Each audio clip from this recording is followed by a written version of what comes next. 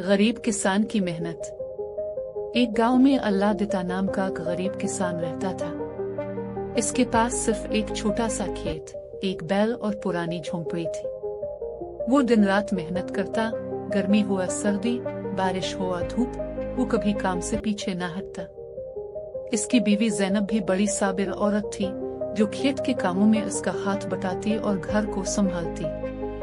अल्लाह दिता का ख्वाब था कि इसका बेटा अहमद एक दिन बड़ा अफसर बने, ताकि वो मेहनत की जिंदगी से निकल सके।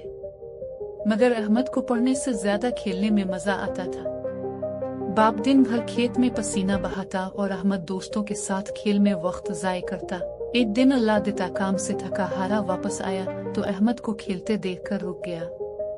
इसने बेटे को पास बुलाया और कहा, बेटा, तुम जानते हो कि ये जमीन, ये खेत, ये झोंपड़ी सब तुम्हारे लिए है। मैं चाहता हूँ कि तुम पढ़ लिख कर कुछ बनो, ताकि तुम्हें ये कठिन जिंदगी न गुजारनी पड़े जो मैं गुजार रहा हूँ।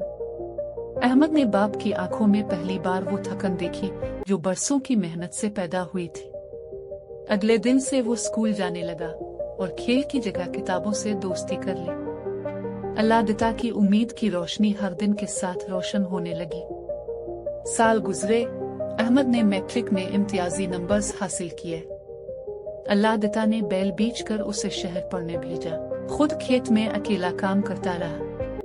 कभी कभी पेट भर खाना भी नसीब न होता, मगर दिल खुश था कि बेटे की कामयाबी करीब है। कई साल बाद गांव में एक बड़ी गाड़ी आई। गाड़ी से सफेद कपड़ों में एक नौजवान उतरा, जो सीधा अल्लाह दिता की झोंपड़ी की तरफ आया। वो अहमद था, जो अब एक बड़ा अफसर बन चुका था। इसने बाप के पैरों में सर रख दिया और कहा, अब्बा, ये सब आपकी मेहनत का सिला है।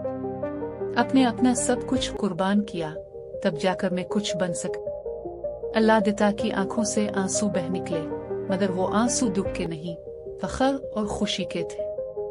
इस दिन गांव वालों को भी ये सबक मिला कि मेहनत कभी रायगा नहीं जाती।